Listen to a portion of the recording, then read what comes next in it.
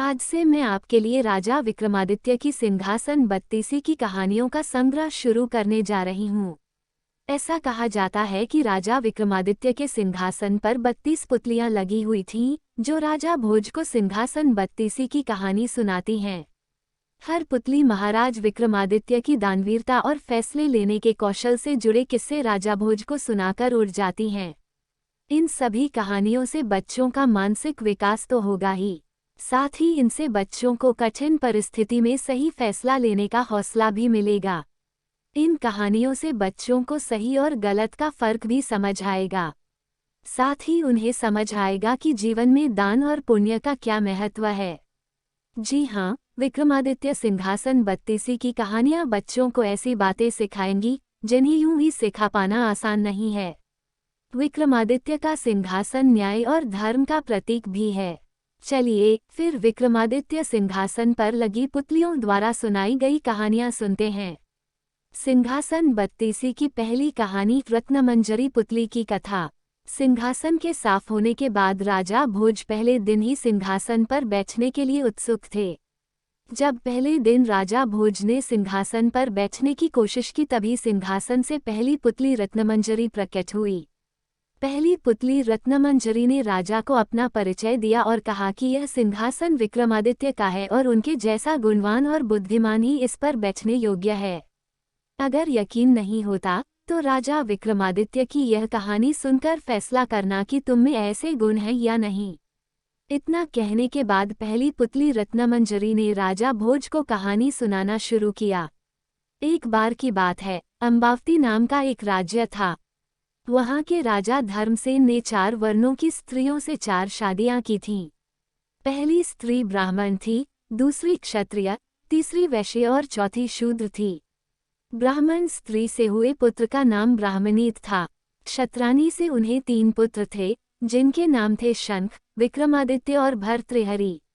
वैश्य पत्नी से हुए पुत्र का नाम चंद्र था और शूद्रानी के बेटे का नाम धन्वतारी था। जब सभी लड़के बड़े हुए तो ब्राह्मणी के बेटे को राजा ने दीवान बनाया, लेकिन वो अपनी जिम्मेदारी ठीक तरह से संभाल न सका और वो राज्य छोड़कर चला गया। कुछ वक्त तक वो कई जगहों में भटका और फिर वह धारानगरी नाम के राज्य में पहुंचा और वहां उसे एक अच्छा ओहदा मिला। लेकिन एक दिन उसने वहां के राजा को मार दिया और खुद राजा बन गया।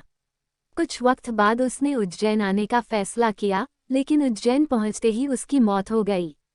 उसके बाद क्षत्रानी के बड़े बेटे शंख को लगा कि उसके पिता विक्रम को राज्य का राजा बना सकते हैं। ऐसे में उसने अपने सोते हुए पिता पर हमला कर उसे मार डाला और खुद को राजा घोषित कर दिया। सभी भाइयों को शंख के षड्यंत्र का पता चल गया और सब इधर उधर निकल पड़े। शंख ने ज्योतिषियों का सहारा लिया और उन्हें अपने भाइयों के बारे में ज्योतिष विद्या के सहारे से पता लगाने को कहा। ज्योतिषियों ने बताया कि विक्रम को छोड़कर उनके सभी भाई जंगली जानवरों का शिकार बन गए थे। विक्रम अब बहुत ज्ञानी हो चुका है और आगे चलकर बहुत बड़ा सम्राट बनेगा। ये सुनकर शंख को बहुत चिंता होने लगी और उसने विक्रम को मारने की योजना बनाई। शंख के मंत्रियों ने विक्रम को ढूंढ निकाला और शंख को इसकी जानकारी दी। शंख ने एक तांत्रिक के साथ विक्रम को मारने की योजना बनाई। उसने तांत्रिक से कहा कि वो विक्रम को काली की आराधना की बात बताए और उसे सिर झुकाकर काली की पूजा करने को कहे। जैसे ही विक्रम गर्दन झुकाएगा तो वो उसकी गर्दन काट देगा। तांत्रिक विक्रम के पास गया और उसने शंख के कहे अनुसार विक्रम को काली की आराधना के लिए सिर झुकाने को कहा। शंख भी वहीं छिपा बैठा था। विक्रम ने खतरा महसूस कर लिया था। उसने तांत्रिक को सिर झुकाने की विधि बताने को कहा और तांत्रिक जैसे ही झुका, शंख ने उसे विक्रम समझकर उसकी गर्दन काट दी। इतने में विक्रमादित्य ने शंख के हाथ से तलवार लेकर उसकी भी गर्दन काट दी और अपने पिता की हत्या का बदला ले लिया। फिर विक्रमादित्य राजा बने और अपने राज्य और प्रजा का पूरा ध्यान रखने लगे। हर तरफ उनकी जय जयकार होने लगी। एक दिन राजा विक्रमादित्य शिकार करने जंगल गए। उस जंगल में जाने के बाद राजा विक्रमादित्य को बाहर निकलने का कोई रास्ता नहीं दिख रहा था। इतने में उनकी नज़र एक खूबसूरत महल पर पड़ी।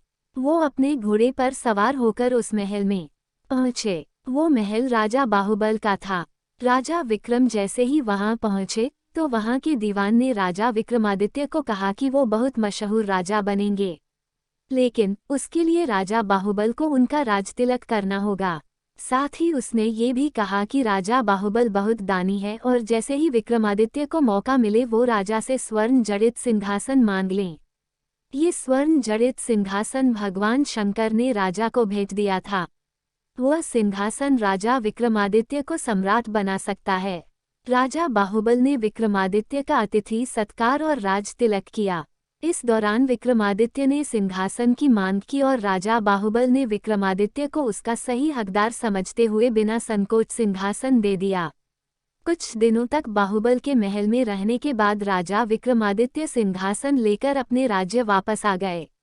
सिंहासन की बात दूर दूर तक फैल गई। हर कोई राजा विक्रमादित्य को बधाई दे रहा था।